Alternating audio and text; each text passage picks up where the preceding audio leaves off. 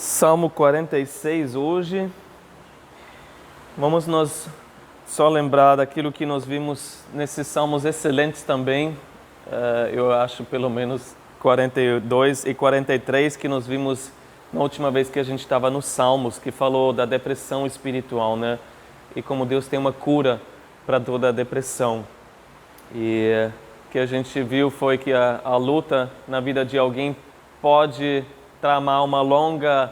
A fé pode tramar uma longa luta contra a depressão, mas a esperança é que a fé vai ter a última palavra, né? Ainda vou louvar o Senhor, ainda o louvarei. Enquanto a gente espera, né, para ter essa vitória contra qualquer tipo de tristeza, angústia, depressão, a gente pode ter um anseio cada vez maior por Deus, né? É isso que Deus quer gerar em nós, o anseio por Ele. E a gente ainda estava falando ontem, um anseio que a gente tem pelo reino de Deus, né? Sendo estabelecido aqui nessa terra. O anseio por Jesus voltar, Maranata, né? Jesus volte. Tudo que a gente anseia vai se cumprir quando Jesus estabeleceu o seu reino aqui. Bom, no Salmo 46, que também é dos coraitas, né?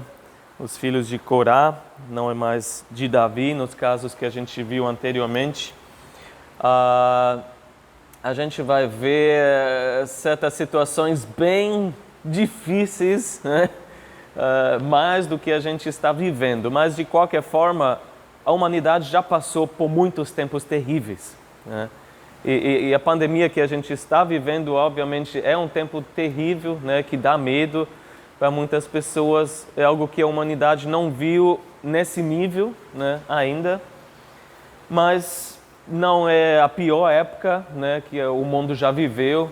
Imagino quem viveu, né, durante as guerras mundiais que a gente viu acontecendo no século passado, né, foi muito pior. E Jesus falou aquilo que ainda está por vir vai ser muito pior também do que tudo que o mundo já passou, né, em 7 anos de tribulação no futuro.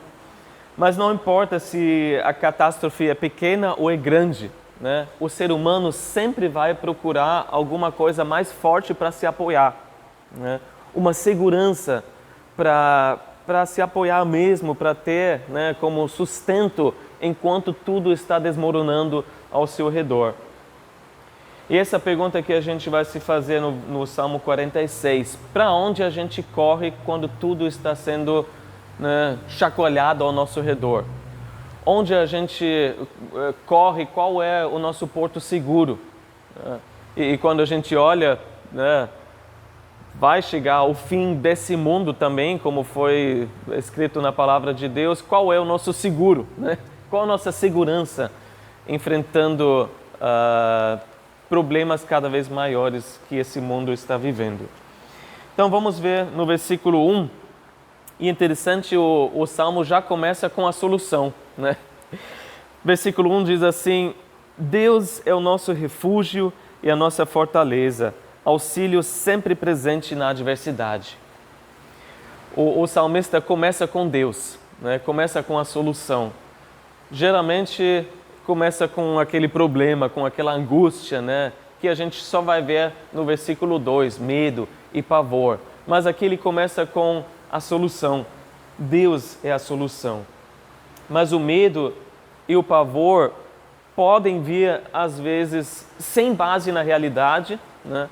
Pode ser um ataque espiritual que você está sofrendo e, de repente, você está tomado por um medo inexplicável, que realmente não tem explicação na realidade que você está vivendo. Mas acho que geralmente o medo vem quando a gente faz um certo cálculo nas nossas vidas, né? Quando a gente joga tudo na balança e a gente vê primeiro os recursos que a gente tem diante do problema que a gente está enfrentando, né?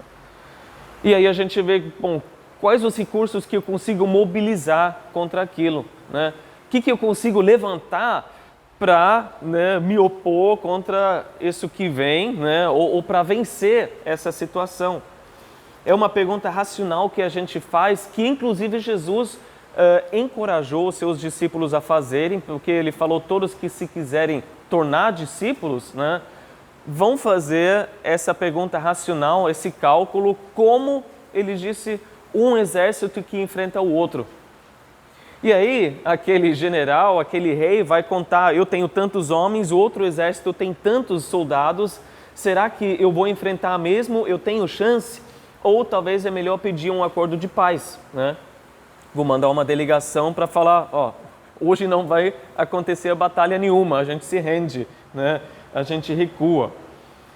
E essa pergunta que a gente se faz diante de todo o cenário, né, global e pessoal que a gente está vivendo, né? O que está do meu lado? Será que eu posso até me gabar, né, marcar o fortão, ou melhor ficar quietinho, né, e recuar um pouco? Já era a situação assim, acredito eu, no caso de vocês, também nas escolas, né? Na escola todo mundo sabia com quem podia mexer, né? Porque tinha os fortões que você não jamais iria nem chamar a atenção, porque eles tinham gente para chamar, né? E você não tinha chance nem com os seus amigos, né? Então deixava em paz, né? Não levantava a voz. E você sabe o que você tinha do seu lado. Agora o salmista fala, quem está do nosso lado é Deus, né? Deus é o nosso refúgio. E é aqui que Martinho Lutero veio e escreveu a sua canção, que foi traduzida em inúmeras línguas, Castelo Forte, né? Porque mesmo quando o exército que vem contra você é maior, no castelo você está seguro, né? Imagina um castelo na Idade Média. Inclusive, todo castelo na Idade Média tinha uma torre fortificada no meio em que as pessoas podiam se recuar. Em Portugal era chamado de torre de menagem. Era o último lugar de refúgio, né, caso o inimigo tivesse passado por todas as outras defesas. O muro, né, aquelas moitas que tinham e tudo mais. E a pergunta é, qual é o nosso lugar de refúgio, né? Quando todas as defesas, talvez que a gente construiu, estão sendo derrubadas, né? Para onde a gente corre, para onde a gente se recua? E se perdemos algumas outras batalhas e as defesas que a gente tinha não tem mais, a gente sabe que sempre resta Deus. A nossa torre forte em que a gente pode correr e estar seguro. Ele é refúgio, mas ele também é fortaleza, ou em outras traduções, ele é a nossa força.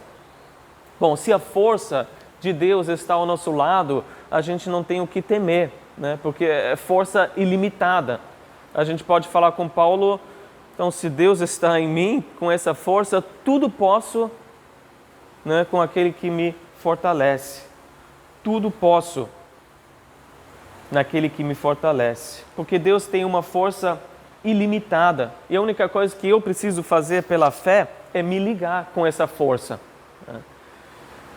Vocês sabem que no Brasil tem muita gente que faz gato, né? Em certas regiões, puxa lá energia sem pagar, que é um crime, né? Mas no caso de Deus, a gente tem que se ligar mesmo, né? É gratuitamente, é só pela fé. Não precisa de uma tecnologia, não precisa de nada demais para se ligar pela fé nessa força ilimitada. Por isso Paulo falou em Efésios 6, finalmente fortalecem-se no Senhor e no seu forte poder. Faz uma ligação nessa força, né? Nesse recurso infinito de Deus e receba a força que você precisa. Ele é a nossa fortaleza, a nossa força. E Ele é auxílio.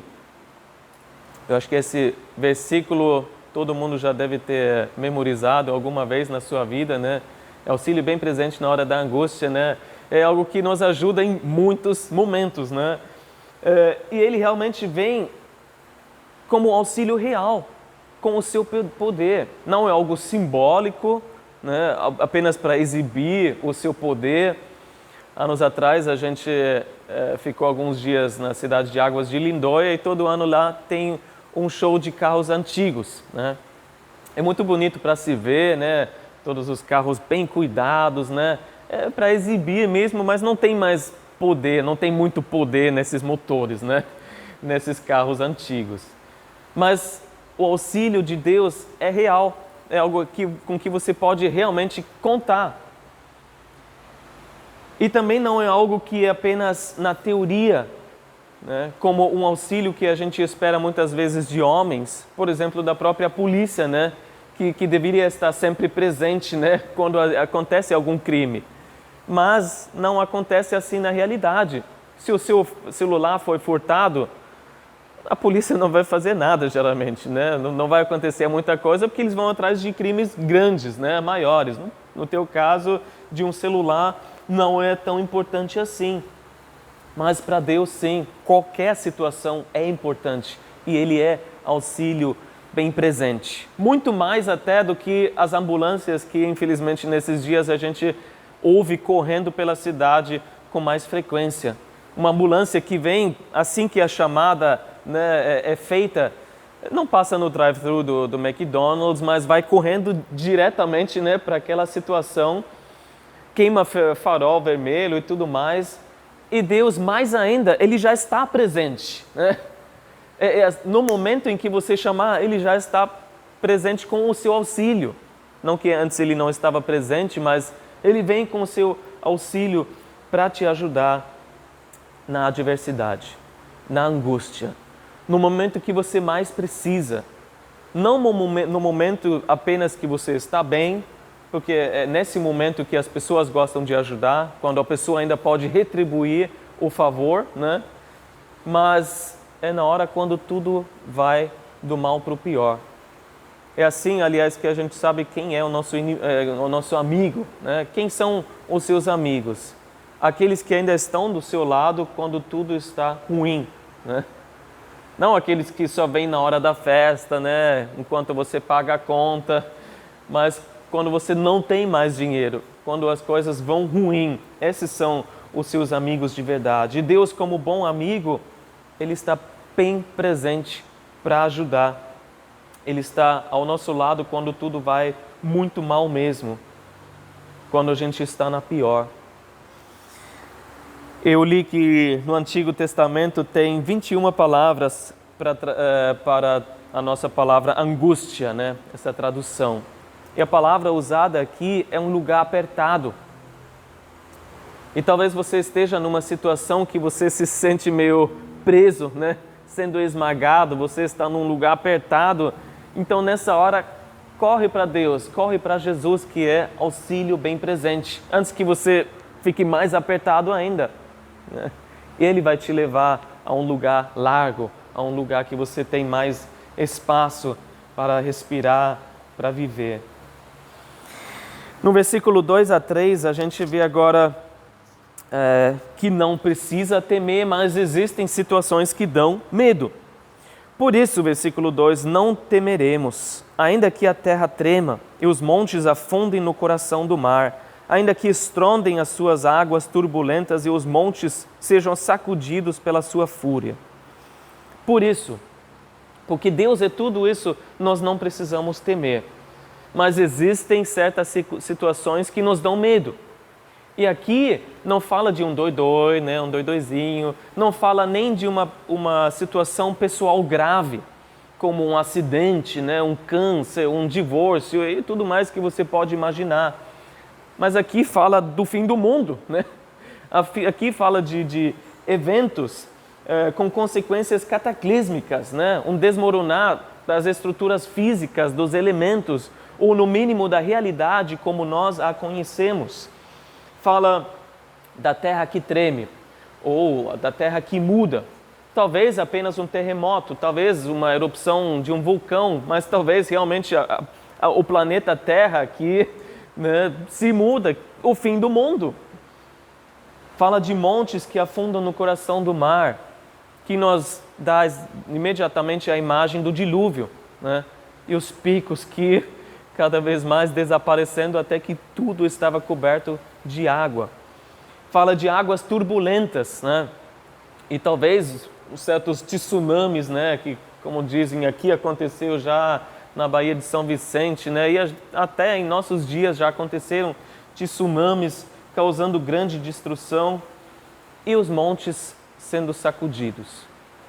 Montes, na antiguidade, sempre eram um lugar de refúgio, porque eram os lugares mais altos, né?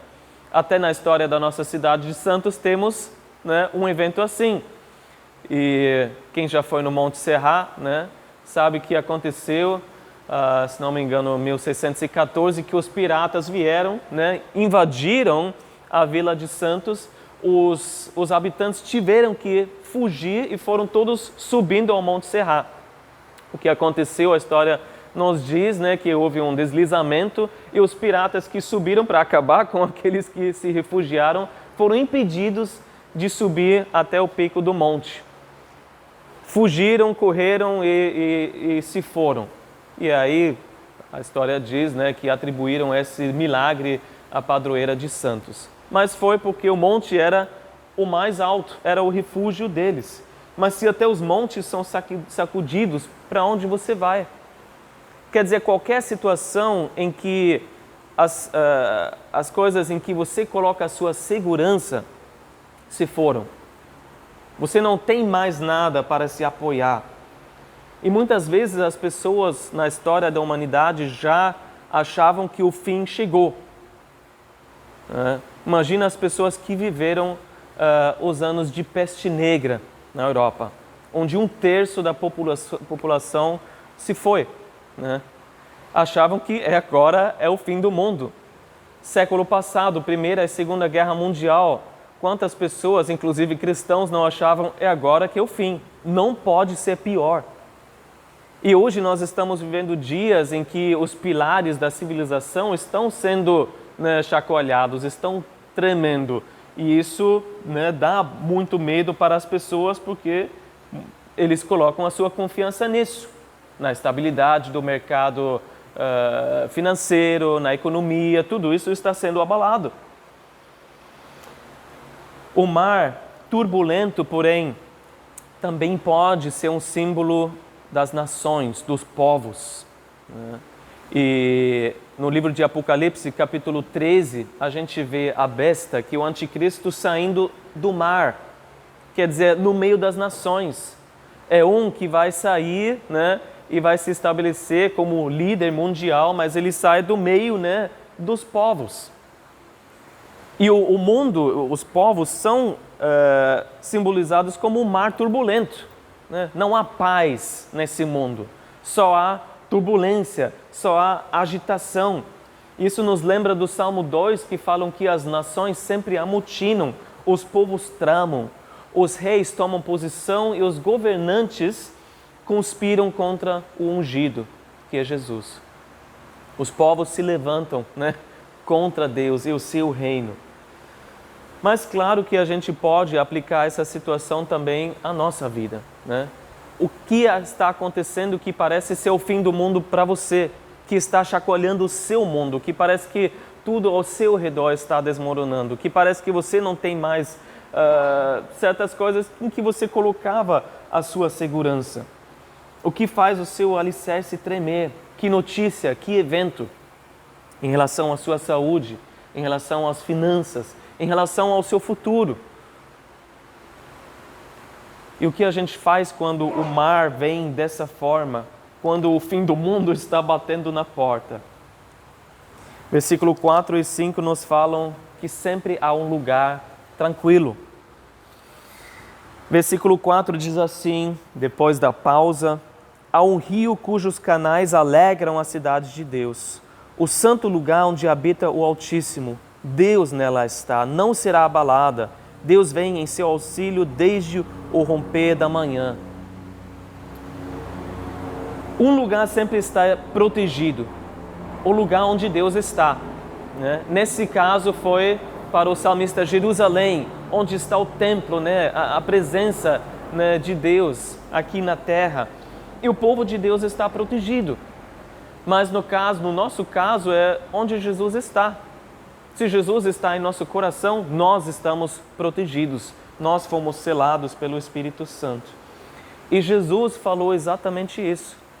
Certa vez, quando ele expulsou um demônio de um homem, em Lucas 11, ele falou: pode existir um homem forte, armado, que está protegendo a casa, ela está segura. Mas caso tiver um homem mais forte, né, Ele vai entrar, vai vencer esse homem, vai amarrá-lo e vai dividir os despojos. E esse homem mais forte é sempre Jesus, né? Quando Jesus entra na nossa casa, mais ninguém vai derrubar ele, né? Nós estamos inabaláveis em Jesus. É o que João falou em 1 João 4,4, aquele que está em nós, né, é maior do que aquele que está no mundo. Então, em nós temos um lugar inabalável, porque Jesus está conosco. E o salmista ainda olhou para a cidade de Jerusalém e falou, há um rio. Só que na verdade não havia um rio, né? Jerusalém é uma das poucas, eu imagino, cidades na antiguidade que foi construída sem ter acesso direto à água. Não foi construída como uma Londres, um Paris, né, ao longo de um rio, porque isso era necessário na época, você ter acesso direto à água, principalmente na hora de uma seca, né, você poder sobreviver, você ter realmente um sustento. Só foi com o rei Ezequias que mandou construir um túnel para trazer água de fora da cidade para Jerusalém, para ter sustento constante, né? A provisão constante de água, um recurso escondido, invisível, na hora de qualquer inimigo bater na porta da cidade. E o salmista, olhando assim, há um rio, ele olha muito além daquilo que estava visível na época. Que a Bíblia nos fala que haverá um rio, sim, diretamente do trono de Deus, no seu reino, quando Ele vier estabelecer a nova Jerusalém. Apocalipse 22 fala, versículo 1 e 2, que o anjo me mostrou o rio da água da vida, que, claro como cristal, fluía do trono de Deus e do Cordeiro no meio da rua principal da cidade. E esse rio vai ser para a cura dos povos, para a alegria, né? Para alegrar, como diz aqui. Há um rio cujos canais alegram a cidade de Deus. Se não é essa aqui, é a nova Jerusalém. E Jesus prometeu essa experiência de alegria, de cura, para todos que creem. Ele falou em João 7, versículo 38, quem crê em mim, como diz as Escrituras, do seu interior fluirão rios de água viva. Você, através da presença do Espírito Santo, tem uma fonte escondida dentro de si, uma fonte de vida, uma fonte de alegria, uma fonte de paz, de cura, de sustento, né? De esperança, tendo uma perspectiva através do Espírito Santo. E esse sim está totalmente em contraste com o mar turbulento que a gente vê no mundo ao nosso redor. Há um rio tranquilo dentro de nós, né? Um rio que nos tranquiliza, a presença de Deus que nos dá a paz. Essa imagem que a gente tem no Salmo 1, né, quando fala aquele que tem satisfação na lei de Deus, é como árvore plantada a águas correntes. Nos lembra do Salmo 23, que fala, me conduz a águas tranquilas e restaura o meu vigor. Esse é o Espírito Santo dentro de nós. Enquanto o mundo ao nosso redor está se afundando em caos, desmoronando, né, sugando a vida das pessoas, nós temos uma fonte de vida. E não só para nós, mas Jesus disse, do interior dessa pessoa fluirão rios de água viva. E a gente vai alcançar outras pessoas e podendo passar essa paz que não vem de nós, mas vem de Deus. Uma tranquilidade enquanto o mundo está se acabando. E esse recurso invisível está disponível para nós logo cedo de manhã, mas a qualquer hora, através do relacionamento que a gente tem com o Espírito Santo. Há um rio. Versículos de 6 a 7, a gente vê que as nações, porém, não param, mas Deus é superior. Versículo 6. Nações se agitam, reinos se abalam, Ele ergue a voz e a terra se derrete. O Senhor dos exércitos está conosco, o Deus de Jacó é a nossa torre segura. As nações não param de se agitar, de tramar, né, de planejar. A gente sabe que as guerras não param. Não existem mais guerras entre superpoderes como, né, Primeira e Segunda Guerra Mundial, mas existem muitos conflitos locais hoje em dia. E o que a gente vê é que os gastos militares, as despesas estão cada vez mais aumentando, né? Apesar de todo mundo falar, não, nós queremos a paz mundial, um mundo mais pacífico. Então, por que você está gastando mais alguns bilhões, né, para botar no seu exército? Mas tudo isso não pode impedir os planos de Deus. Salmo 2, quando fala que as nações amotinam, tramam, né, também fala o que Deus faz diante disso. Do seu trono nos céus, o Senhor põe-se a rir e a caçoa deles. Deus dá risada. Onde vocês querem chegar com tanta violência? A paz está em mim. Isaías 40, versículo 15, nos lembra que, na verdade, as nações são como a gota que sobra do balde. E, para ele, são como o pó que resta na balança. Para ele, as ilhas não passam de um grão de areia. As grandes nações, né? Os Estados Unidos, a China, a Rússia, para Deus é um grãozinho, né? Passa um vento e não existe mais.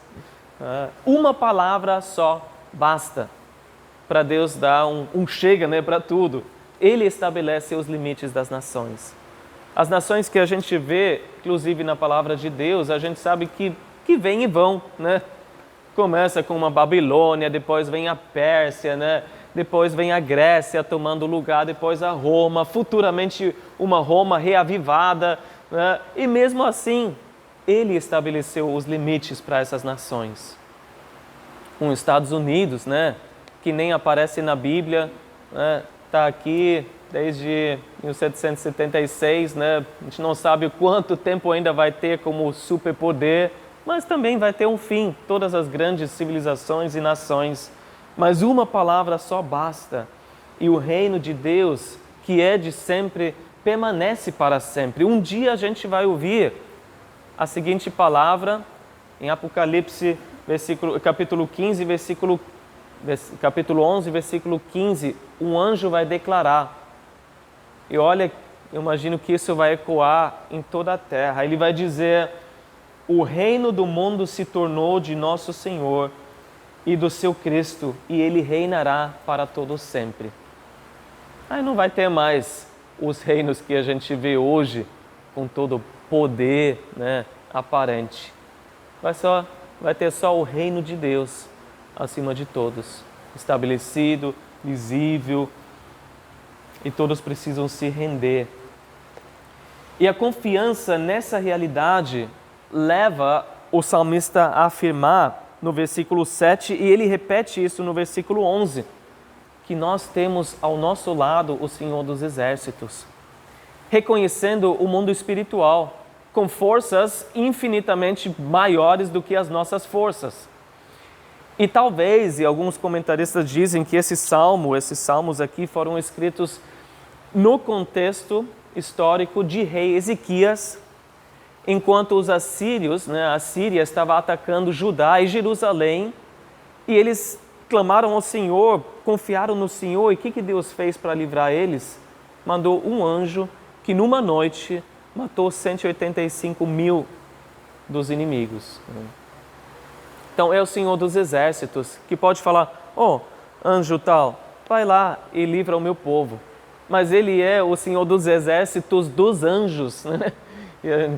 Sei lá, milhões de anjos. Imagina o poder que Deus tem nas suas mãos, e com o poder infinito, obviamente, que ele tem. Antigamente, eu até imagino que esse versículo 7 e 11 tenha sido até um grito de guerra, né? Imagina assim, né? O Senhor dos Exércitos está conosco, o Deus de Jacó é nossa torre forte, segura, né? Ei, vamos lá! E os soldados iam, né, na batalha. Quem sabe até na Idade Média, de exércitos cristãos, né? Que se nomearam cristãos porque achavam que eram nações cristãs, né? E a gente vai matar esses pagãos, né, pagãos e tudo mais, e a gente não sabe quem gritou esse versículo, mas para nós é uma realidade, porque nós temos um relacionamento com Deus. O Senhor luta as nossas lutas. E o Senhor é o Deus de Jacó. Jacó, vocês lembram, não era o homem mais exemplar, né, das páginas do Antigo Testamento. Jacó quer dizer enganador, aquele que agarrou o calcanhar do seu irmão, né, quando nasceram.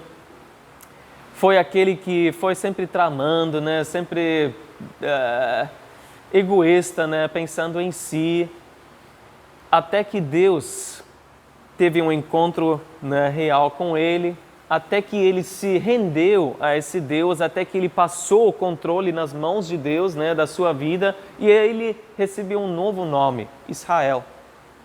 Jacó depois foi conhecido como Israel, alguém governado por Deus, não alguém que está tramando e enganando as pessoas. Só que, mesmo depois que ele recebeu um novo nome, você pode ler lá no livro de Gênesis, às vezes a Bíblia ainda chama ele de Jacó. E é toda vez que ele agiu conforme a sua velha natureza, né? Querendo enganar de novo, querendo tirar o proveito de alguma situação. Mas cada vez que a Bíblia chama ele de Israel, é quando ele viveu essa nova natureza, né? Submissa a Deus. E a gente pode ter essas recaídas, né? A gente pode ainda agir conforme a nossa velha natureza. Mas Deus é tão gracioso, né, que mesmo em nossos erros, mesmo em nossas falhas, Ele continua nos protegendo. Ele continua estando conosco, ao nosso lado. Ele é o Deus de Jacó, o Deus gracioso. E a gente precisa, nesses momentos, caramba, o que eu fiz? Agir como Jacó, agir como o velho Cris, né? O velho você. Eu preciso correr para essa torre segura que está em Jesus, onde há perdão, onde há, né, renovação, onde há a graça de Deus para me ajudar a me levantar novamente. O Deus de Jacó é a nossa torre segura. E depois de mais uma pausa, versículos de 8 a 9, a gente vê a obra de Deus nessa terra. Venham, vejam as obras do Senhor, seus feitos estarrecedores na terra. Ele dá fim às guerras até os confins da terra. Quebra o arco e despedaça a lança, destrói os escudos com fogo. É um convite para contemplar o que Deus está fazendo nesse mundo. Enquanto há tanta destruição, né, a gente vê Deus acima de tudo, acima dessa destruição, não deixando o homem fazer o que ele quiser sem restrições.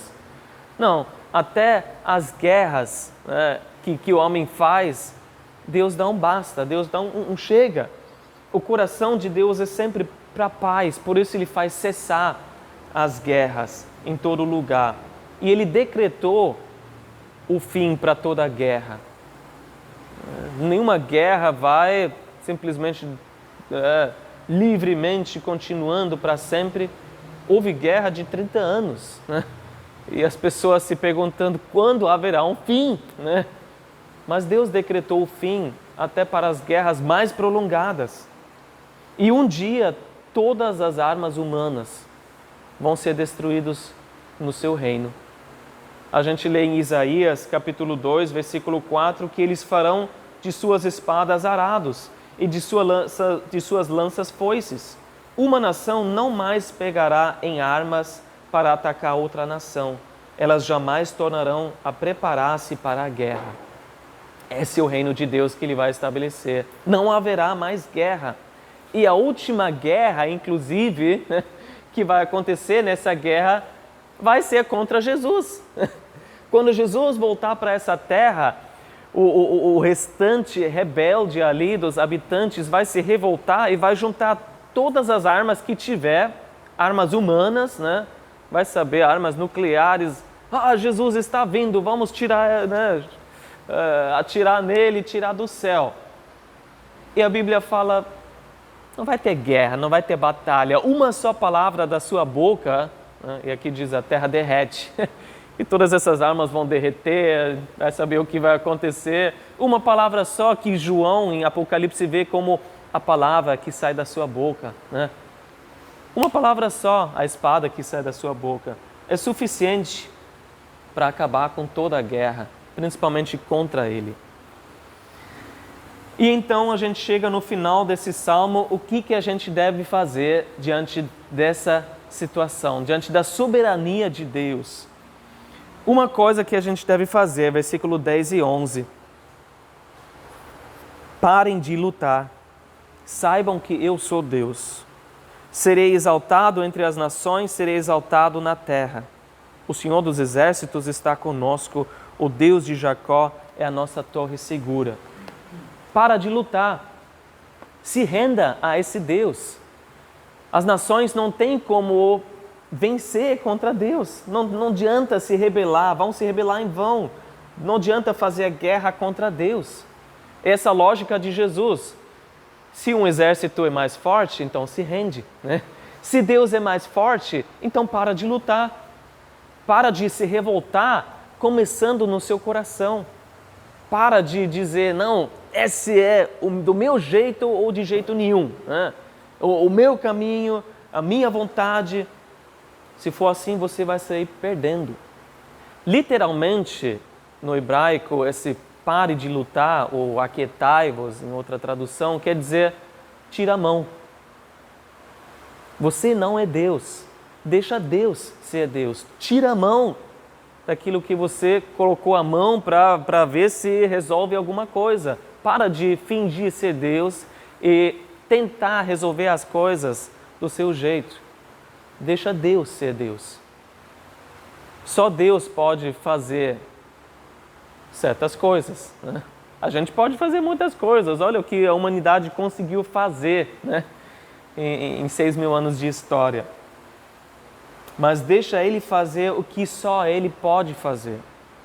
Ele não espera que a gente faça o que a gente não pode fazer, o que só Ele pode fazer. A gente pode, falando do Novo Testamento, até rolar para o lado, né, a pedra que está na frente do túmulo de Lázaro. Mas só Jesus pode chamar ele de volta à vida. Os discípulos distribuíram montes e montes de cestas cheias de pães e peixes.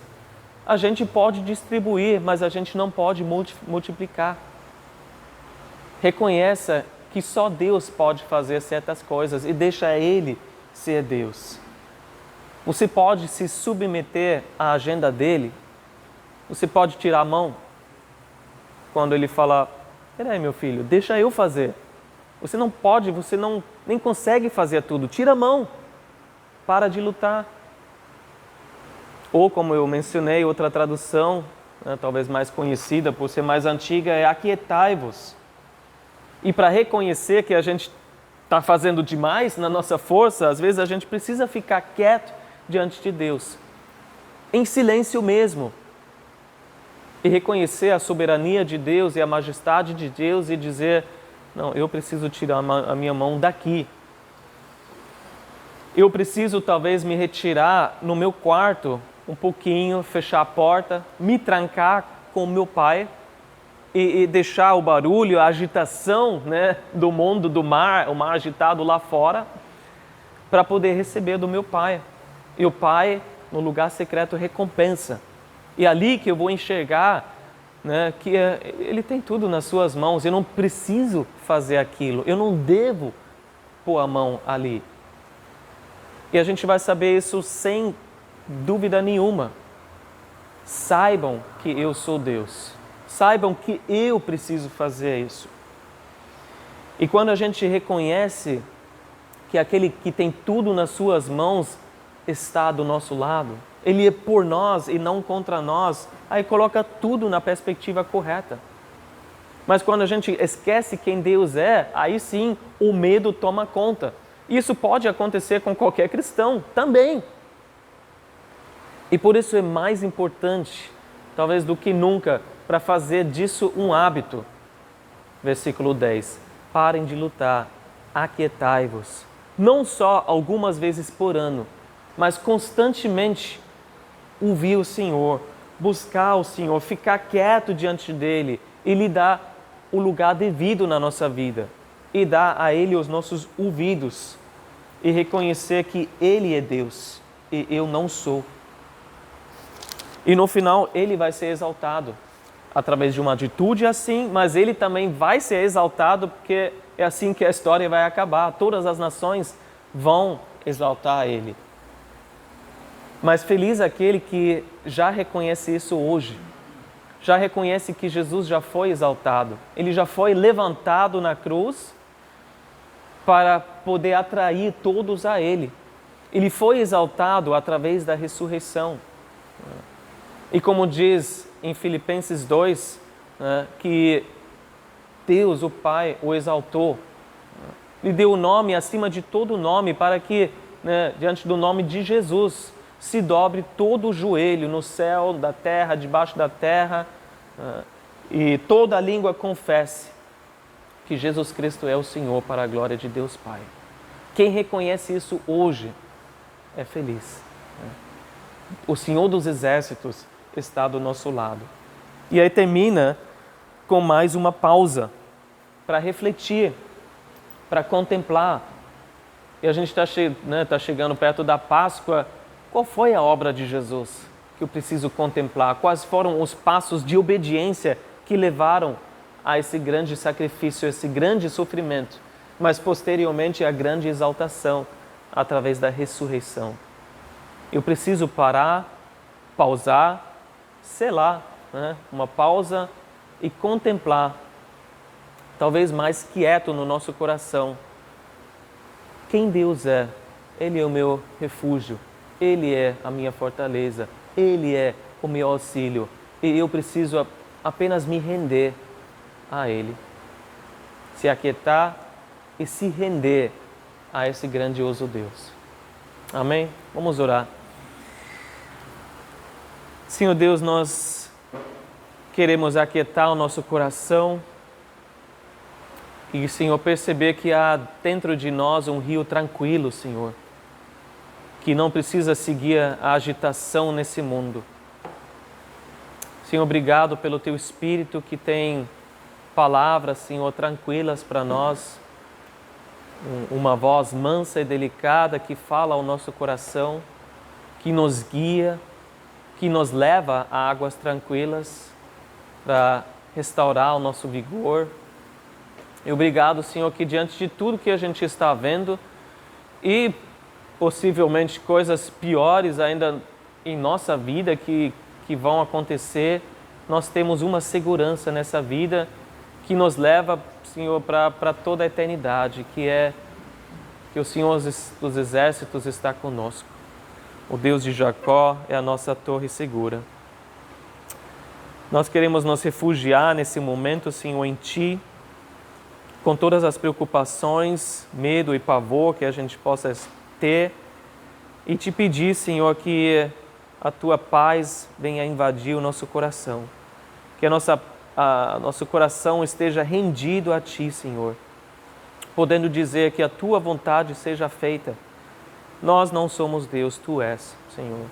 Então faça na vida de cada um de nós aquilo que só Tu podes fazer e nos ajude, Senhor, a esperar com fé nessa ação do Senhor, nessa ação divina na nossa vida.